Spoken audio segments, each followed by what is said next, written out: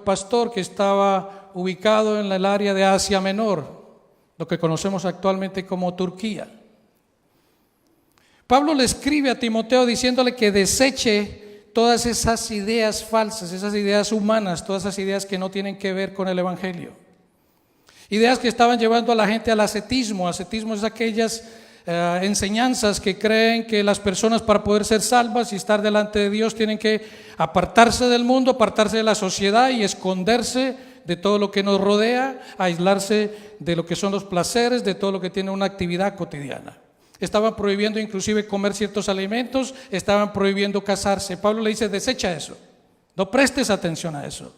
En cambio, ejercítate para la piedad. Y esta palabra ejercitarse es una palabra que en el griego es conocida como gymnazo. Y es curioso porque de esta palabra es que se deriva lo que nosotros conocemos como gimnasio. Esta palabra gymnazo se entendía en aquel tiempo o se derivaba de algunas actividades que se realizaban dentro del contexto greco-romano, y era unos deportes que eran de un contenido físico fuerte, boxeo, lucha, algo en que en esta contienda la mayoría de las veces uno de los que estaban participando perdía la vida, moría. Entonces lo que le está diciendo Pablo a Timoteo es que, como estos deportistas, que en vista de este combate, esto que tenían más adelante, se preparaban de una manera tan fuerte para poder salir adelante, salir victoriosos y no ser vencidos, Pablo le dice a Timoteo: de igual manera ejercítate para la piedad, para la piedad. Y ese fue exactamente el mensaje de Pablo que le estaba a Timoteo cuando le dijo: ejercítate para la piedad.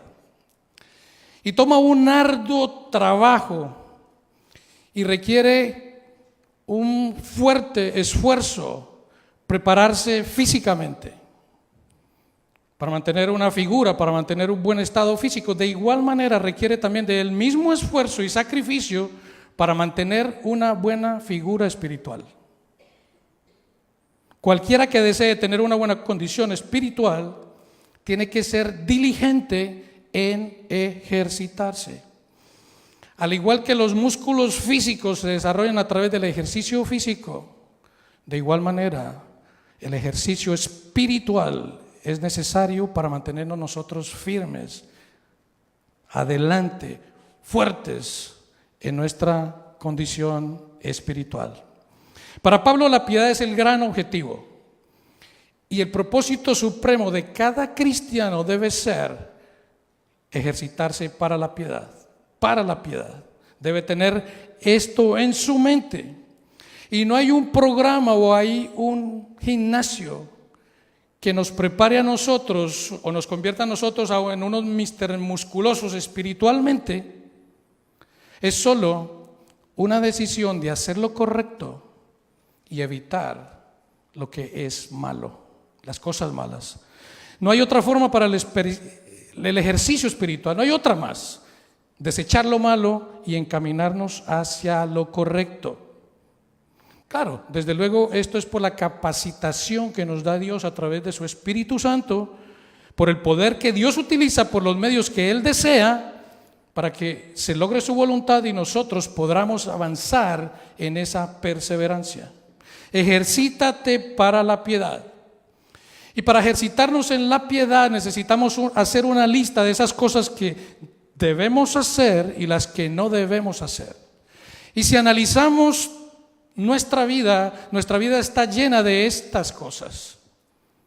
Cosas que tenemos que hacer y cosas que no tenemos que hacer.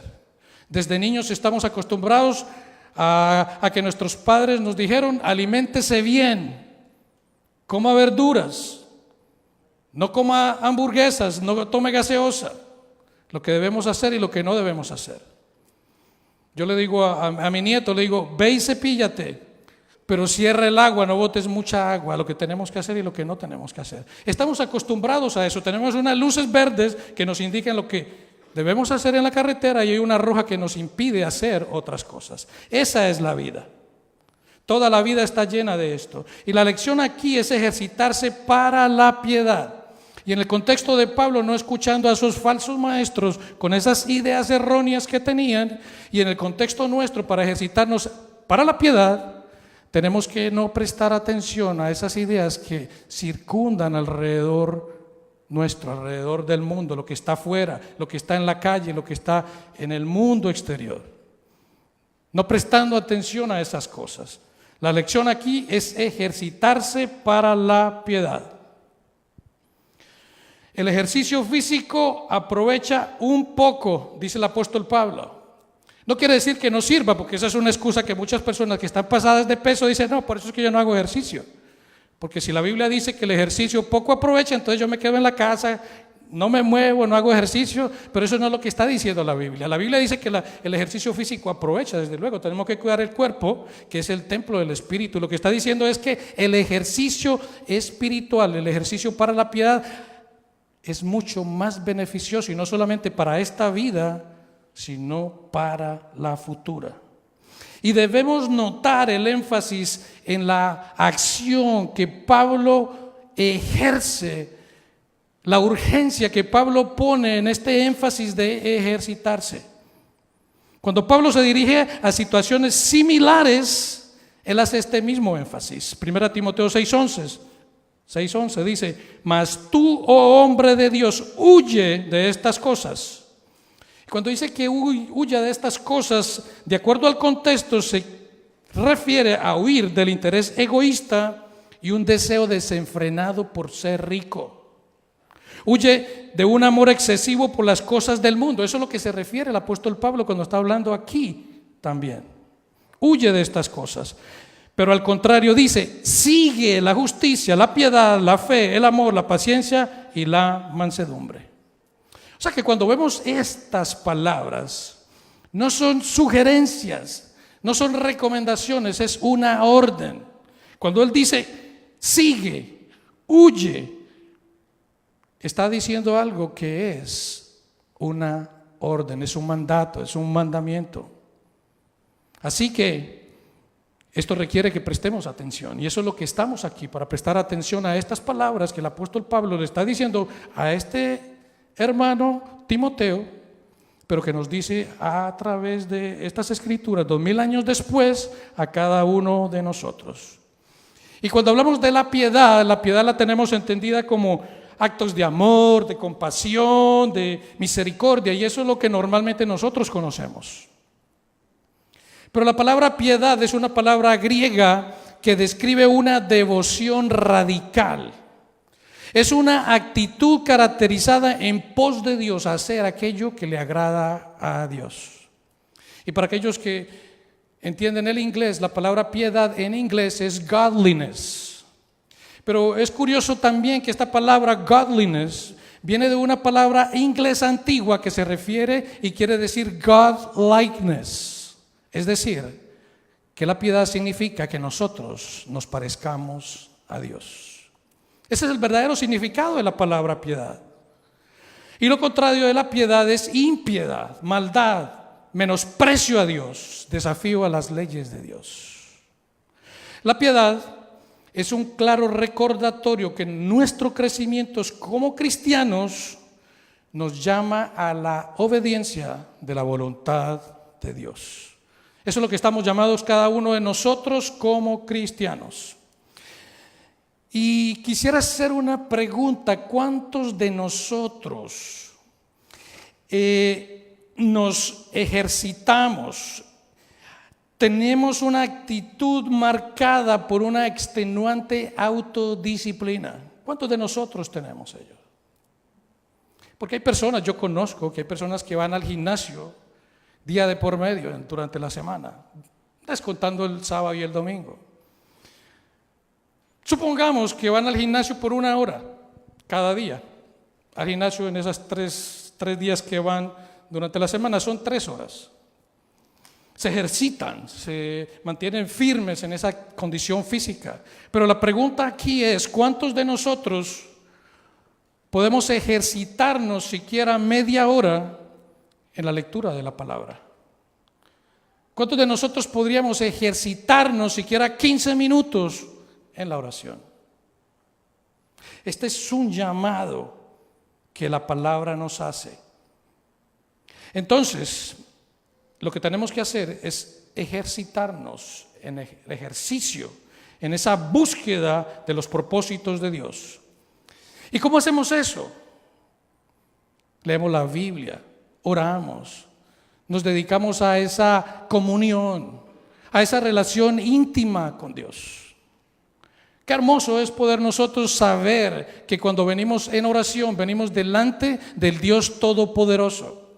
Y que por medio de Cristo Él nos ha permitido, nos ha abierto esa puerta para que nosotros podamos tener ese acceso directo a Él. Y es una oportunidad que muchas veces se deja pasar por alto, no se aprovecha, no se usa. Así que entonces, lo que sigue al final del versículo 12 y que está conectado para el ejercicio de la piedad es un imperativo, es una orden. Y quiero que lo busquen ustedes en sus Biblias, 1 Timoteo 4, 12.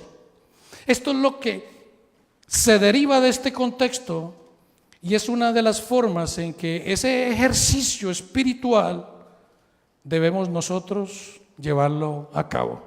1 Timoteo 4:12 dice: ninguno tenga en poco tu juventud. Hablándole al pastor joven de aquella provincia de Asia Menor, en Éfeso, le dice: sino que sé ejemplo de los creyentes en palabra, en conducta, en amor, fe y esperanza. Y como cristianos, nosotros estamos llamados a ser ejemplo. Yo conozco personas que dicen: a mí no me interesa lo que la gente piense de mí. Total, la gente habla, haga lo que yo haga, siempre van a estar diciendo algo de mí. Pero saben que estas personas dicen: Dios conoce mi corazón y sabe lo que yo hago. Pero si nosotros analizamos, esas palabras tienen un serio contenido. Porque si Dios verdaderamente, que es el que conoce nuestros corazones, nos pone en evidencia todo lo que verdaderamente hay en nuestros corazones, quedaríamos muy mal expuestos. O sea que sí es importante para nosotros como cristianos lo que las demás personas opinan de nosotros. ¿Por qué? Porque debemos ser ejemplo. Debemos ser ejemplo. La palabra claramente nos exhorta a nosotros a que tenemos que ser ejemplo. Es importante para nosotros como cristianos la opinión que los demás tienen de nosotros. Es muy importante. Segunda de Corintios 8:21 dice: procurando hacer las cosas honradamente, no solo delante del Señor, sino también delante de los hombres. Así que es importante no solo hacer las cosas bien delante del Señor, sino delante de los demás. El testimonio es importante. En 1 Timoteo 3:17, el apóstol Pablo, refiriéndose también acerca de las condiciones para ser pastor, ser anciano, ser obispo de la iglesia. Y no solamente para ellos, se refiere a todas las personas que están dedicadas al servicio de la iglesia. El apóstol Pablo dice: también es necesario que tenga buen testimonio de los de afuera. O sea que sí es importante tener un buen testimonio de los de afuera. Entonces, el apóstol Pablo dice en 1 Timoteo 4:12: sé ejemplo. ¿Y de qué ejemplo está hablando el apóstol Pablo? Ser ejemplo de piedad. Y Pablo enseña 6 cosas en las cuales debemos ser ejemplo. Hay 2 cosas que son públicas y hay 4 cosas más que son de carácter privado, diría yo, pero que tienen repercusión pública. Y esas son: primero, sé ejemplo en palabra. Ser ejemplo de palabra a los creyentes. Y palabra es la comunicación que sale de nuestra boca, eso es obvio, ¿no? Pero palabra, mis queridos hermanos, no es solamente aquel sonido que sale de nuestra boca, sino todo aquello que nosotros hacemos con nuestro dedo índice y pulgar cuando estamos escribiendo en el teléfono, cuando estamos mandando ciertos mensajes, cuando estamos comunicando algo a los demás, cuando estamos utilizando el teclado de la computadora para enviar ciertos textos o mensajes. A eso se refiere ser ejemplo en palabra. ¿Cuántas cosas nosotros tal vez no lo digamos verbalmente, pero lo estamos haciendo manifiesto a través de nuestros textos o de cualquier manera escrita? Pablo quiere que entendamos que nuestras palabras tienen impacto. Y el Señor Jesucristo también nos dice por qué nuestras palabras son de importancia. Lucas 6:45. Porque de la abundancia del corazón habla la boca. Y la alarmante realidad es que nuestra palabra siempre va a expresar aquello que tenemos dentro de nuestro corazón. Para Timoteo y todos nosotros debemos ser ejemplo en palabras. Y bueno, y nos preguntaríamos nosotros por qué vienen las palabras primero. Bueno, porque Timoteo era un pastor y desde luego él estaba comunicándose a los demás hermanos en la congregación. Pero cada uno de nosotros, de una forma u otra, somos comunicadores de la palabra. Nosotros, como quiera, de una forma u otra, a la medida que nosotros nos expresamos delante de los demás, estamos dando un reflejo de quién nosotros verdaderamente somos. De acuerdo a nuestra manifestación, a través de lo que comunicamos, estamos revelando verdaderamente si lo que hay en nuestro corazón es amor por Cristo o es amor por el mundo. Por eso las palabras son importantes. Pablo le dice a Timoteo, primero que todo, tiene que ver con tus palabras, con tu lengua, y tienes que ser ejemplo de ello. En otras palabras, que de tu boca no salgan mentiras, rabia, amargura, doble sentido, malicia, que es maldad o depravación, es lo que nos dice en Colosenses 3:8. Que no salga malicia, palabras deshonestas, rabia, amargura. Y hay formas de hablar que son inapropiadas para nosotros como cristianos. Esas formas o expresiones de hablar que teníamos nosotros y que eran muy común en nuestro viejo hombre, en la vieja mujer, en nuestra pasada manera de vivir. Y son expresiones que nosotros en la actualidad no deberíamos estar haciendo uso de ellas. No utilizar ese lenguaje vulgar, como dice Efesios 4:29. Ninguna palabra corrompida, obscena, mala, salga de vuestra boca. Lo que debe salir de nosotros como cristianos es la que sea buena para la necesaria edificación, a fin de ser o de dar gracia a los creyentes. En Efesios 5:4 dice, ninguna palabra deshonesta, ni necedades, ni truanerías. Estas truanerías es una palabra que muchas veces nosotros no entendemos, pero estas truanerías son esencialmente palabras de doble sentido y generalmente con un sentido sexual. Esas son las truanerías, chistes de doble sentido. Y continúa diciendo que no convienen, sino antes bien acciones de gracia. O sea, que Pablo quería asegurarse que de la boca de Timoteo no saliera sino todo lo que fuera para edificación y agradecimiento. Primero de Pedro 4:11 dice, si alguno habla, hable conforme a las palabras de Dios. Eso es lo que tenemos que hacer.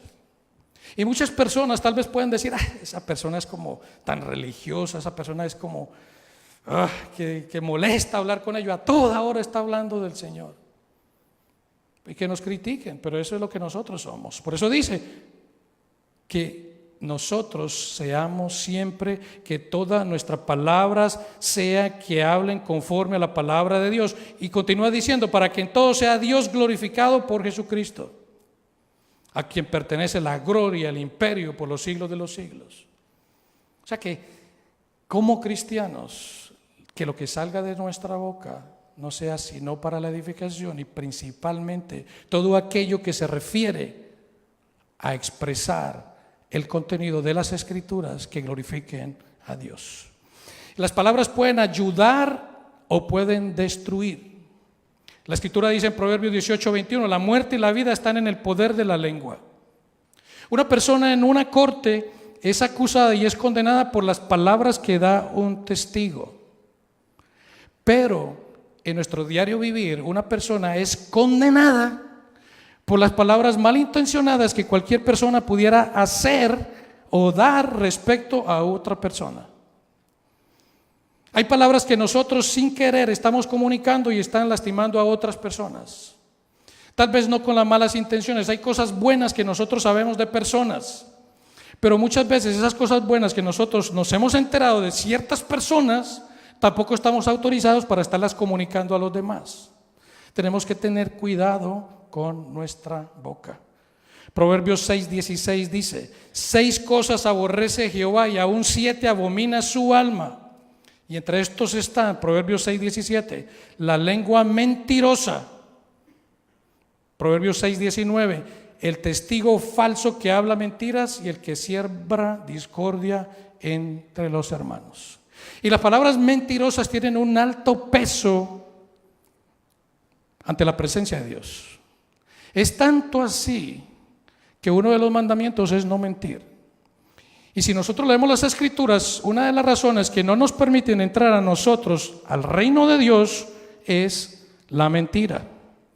La mentira. Ninguna persona que profese mentiras podrá entrar en el reino de Dios. Es lo que nos dice Apocalipsis 21:27, Apocalipsis 22:15, sino que tendrán herencia en el lago de fuego. Apocalipsis 21:8. Así que las palabras no solo afectan nuestra relación cotidiana horizontalmente, sino que afectan nuestra relación con Dios. Santiago 1:26 dice: si alguno se cree religioso entre vosotros y no refrena su lengua, sino que engaña su corazón, la religión del tal es mentirosa. O sea que por muy cristiano que se crea una persona que cargue su Biblia debajo del brazo, pero si está hablando cosas que no debiera decir, la religión de tal persona es falsa. ¿O qué quiere decir esto? Que mejor sería que no dijera que es cristiano. Luego viene conducta. Sé ejemplo en conducta. Y cuando hablamos de conducta, esto se refiere a un estilo de vida. Un estilo de vida. Primera Timoteo 4:12, sé ejemplo de los creyentes en palabra y conducta. Pablo le dice a Timoteo también en Filipenses 4:9, Pablo le dice a los filipenses: lo que aprendiste y recibiste y oíste y vistes en mí, esto haced. Y Pablo aquí no está presumiendo de ser un santo. Pablo aquí no está queriendo dársele ínfulas de grandeza, sino que lo que Pablo está tratando de dar a entender es que él no actuó de una manera en público y actuó de otra manera en privado. Y eso es lo que se refiere a la conducta. Pablo no tuvo una vida secreta en privado, y aparentó otra vida en público. Y eso es lo que se refiere a la conducta. Y ahí se deriva de nosotros, cómo es nuestro comportamiento en nuestro trabajo, en las escuelas, en las universidades. Porque aquí todos, desde luego, tenemos una conducta que es digna de apreciar. Nadie puede tener queja de ninguno de los que estemos aquí sentados, pero ¿cómo es nuestra conducta afuera? Eso es lo que está diciendo Pablo. Sé ejemplo en conducta. ¿Qué tipo de amistades tienes? ¿Con quién te reúnes? ¿Cuáles son tus conversaciones?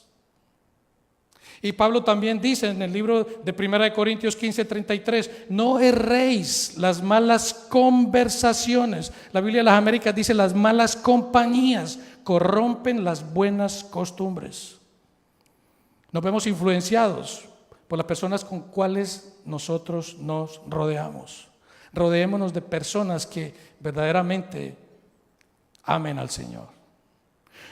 ¿Cómo es la relación de los hijos con los padres?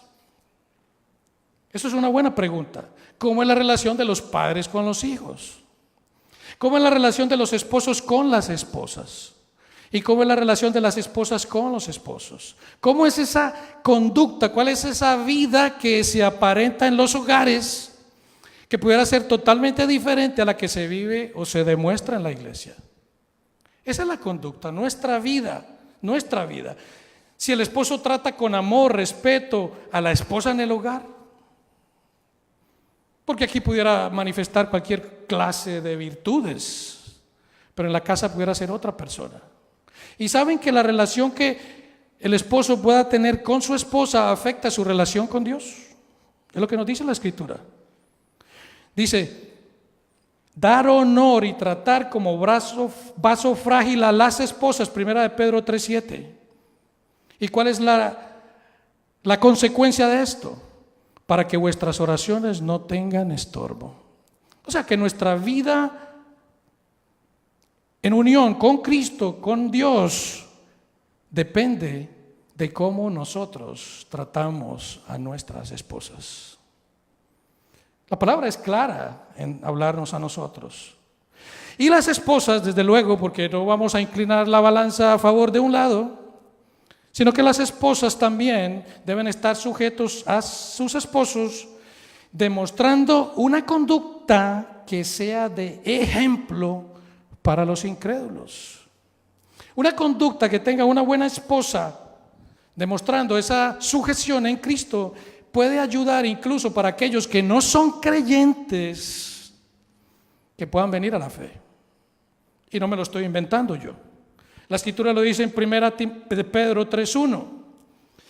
Asimismo vosotras, mujeres, estad sujetas a vuestros maridos, para que también los que no creen a la palabra sean ganados sin palabra por la conducta de sus esposas.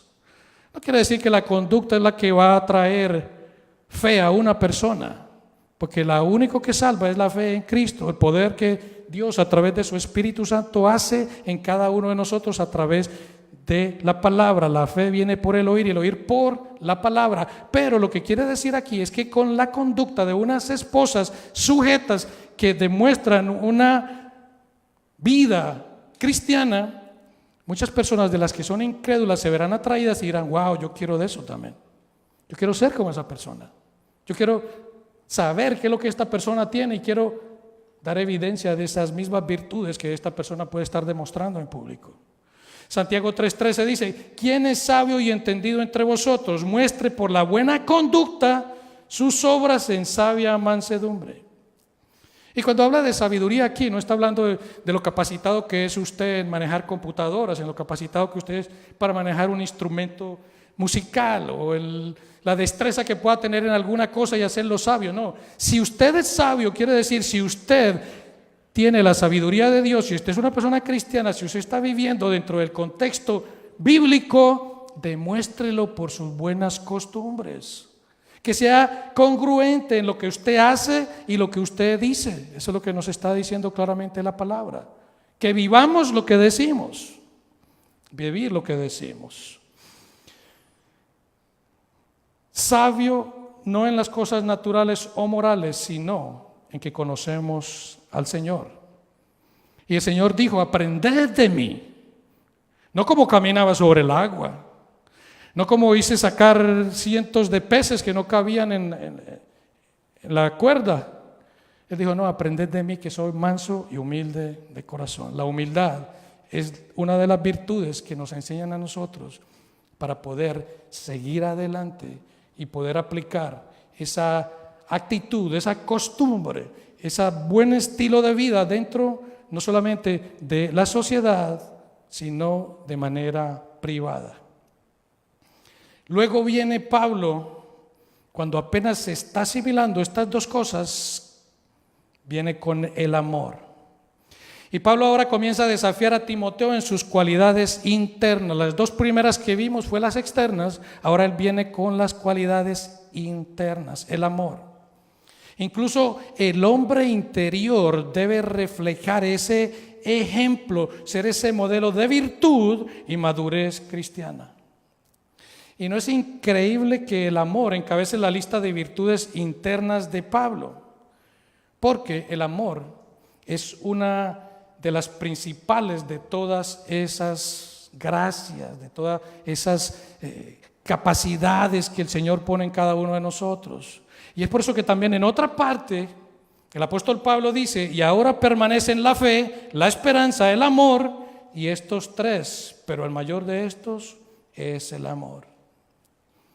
Tenemos fe en Cristo, tenemos esperanza de su segunda venida, pero el amor por Cristo es el que nos mantiene a nosotros firmes en Él. Y el amor es la característica que define a todo cristiano. Ese es el sello, esa es la evidencia de todo cristiano. Amémonos unos a otros, porque el amor es de Dios. Todo aquel que ama es nacido de Dios y conoce a Dios. Primera de Juan 4, 7 al 8. El que no ama no ha conocido a Dios, porque Dios es amor.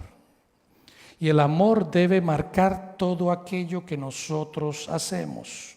Lo que nos dice 1 Corintios 16, 14. Todas vuestras cosas sean hechas en amor. Pero entonces, ¿por qué Pablo enfatiza en Timoteo que el amor es algo del cual él debería ser ejemplo?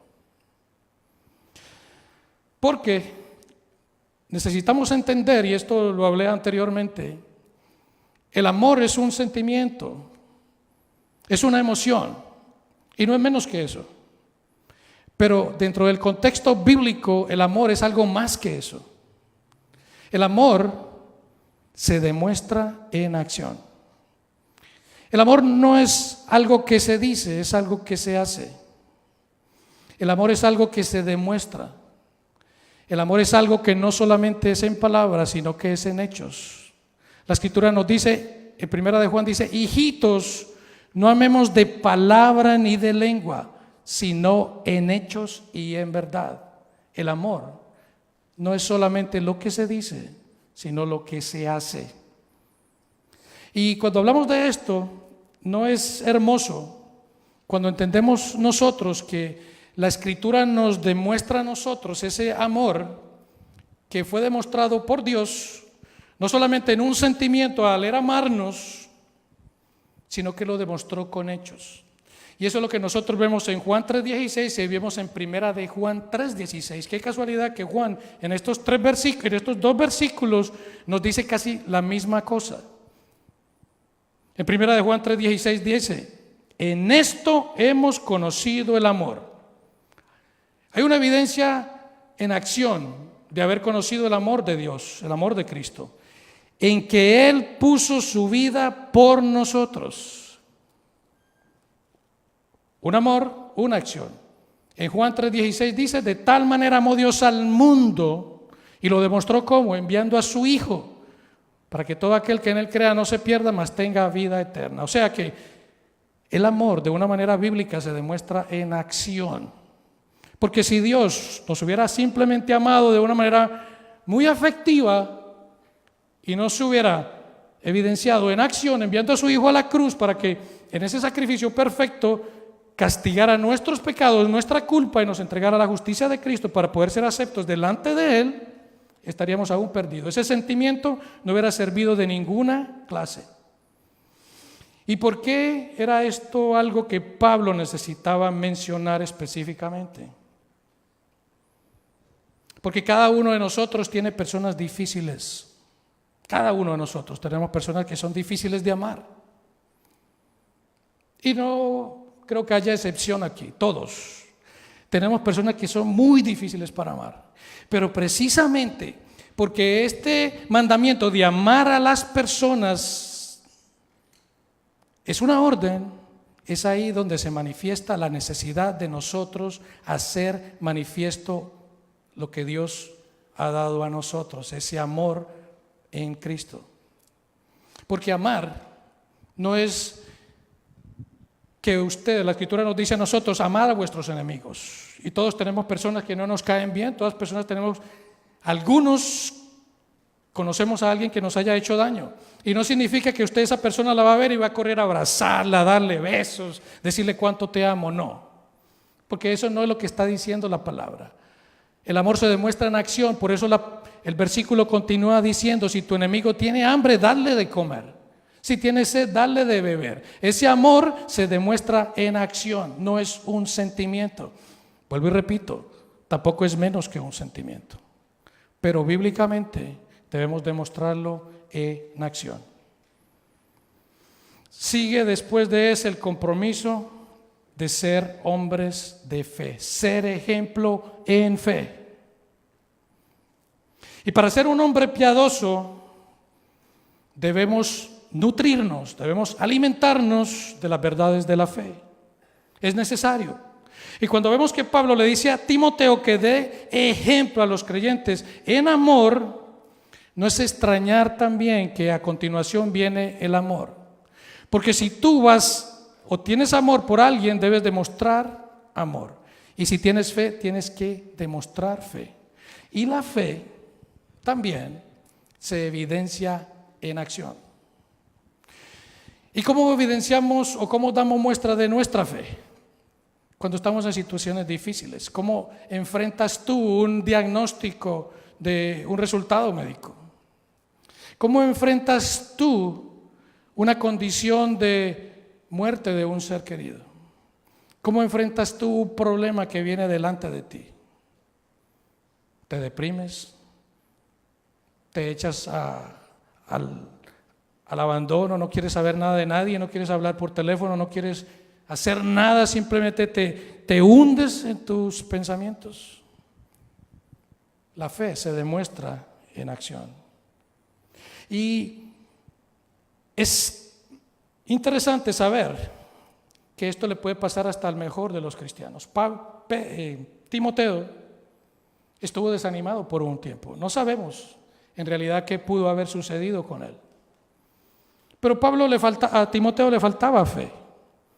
Timoteo estaba desanimado y Pablo lo exhorta a que se mantenga firme. 2 Timoteo 1:6, por lo cual te aconsejo que avives el fuego del don de Dios que está en ti. Ese fuego del don de Dios, esa fe que él había conocido, no solamente por la lectura, el entendimiento de las Escrituras por parte de su madre y abuela, sino por su tutor, por su maestro, por su padre espiritual que fue Pablo. Muestra todo aquello que has aprendido. Esa fe que nosotros aprendemos tenemos que hacerla evidente en acción en aquellas circunstancias en que a veces nos vemos agobiados. Ser ejemplo de fe. Entonces, cuando vemos a Pablo que le dice a Timoteo que sea ejemplo de los creyentes en fe, un cristiano debe tener fe y mostrar fe. Un cristiano sin fe y sin amor no es un cristiano en lo absoluto. Y cuando hablamos de fe, estamos hablando de una palabra griega que es llamada pistis, y esta fe se denomina como convicción, una firme persuasión, una confianza. Y es verdad, de eso se trata, confiar, depender, estar sujetos. Pero hay otra palabra que identifica este concepto que es la fe, y es la palabra metonimia. Y esta palabra que está unida a la fe nos quiere decir a nosotros que es aquello que se cree, es el contenido de la fe. O sea, que esa confianza, esa certeza, esa convicción que tenemos es simplemente basado en Cristo. La fe nuestra está en Cristo. Porque yo he hablado en otras ocasiones que todos por naturaleza somos personas de fe. Una persona cuando tira una carta a un buzón tiene fe en que el cartero la va a coger y la va a llevar al destino que es. Una persona cuando pone su dinero en el banco tiene fe que el día que vaya, al tiempo después, va a poder tener acceso y sacar el dinero que depositó. Ese es un tipo de fe. Cuando montamos en un avión, tenemos fe en que ese piloto está capacitado, está adiestrado, tiene el conocimiento necesario para llevar ese aparato y conducirnos al destino final.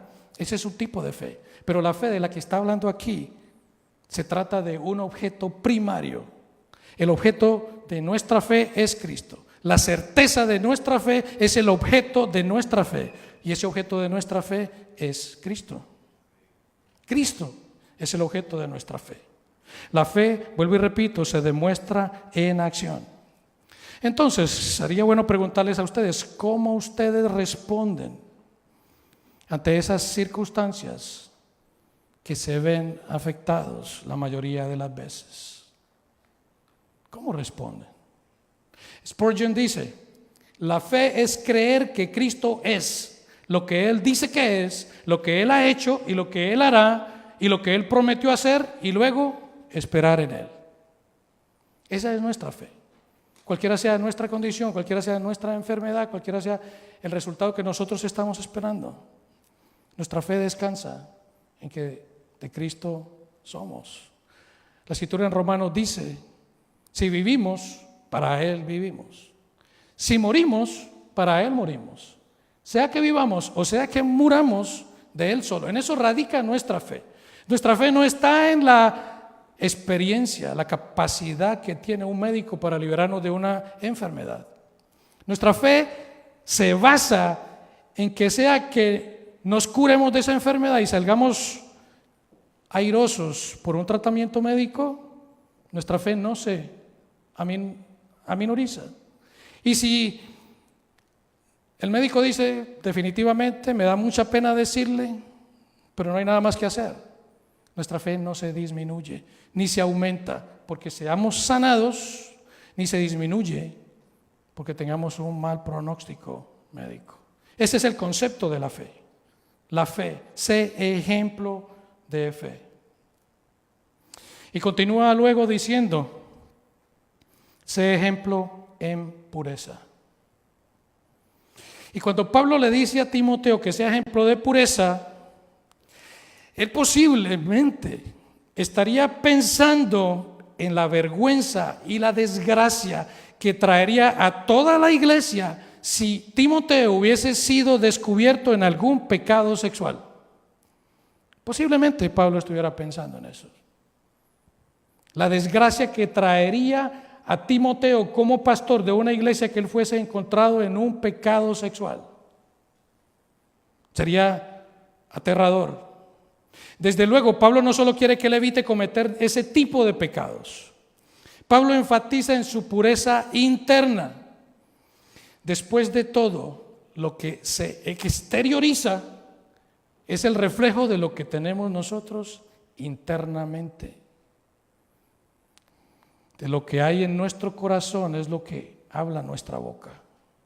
De esa misma manera, esa actitud que nosotros tenemos, esa pureza que nosotros podamos tener internamente, debe reflejarse también externamente. Por eso es que estos ejemplos que da Pablo, que le pone a Timoteo para que sea ejemplo, son esas instrucciones que son de carácter interno, pero que se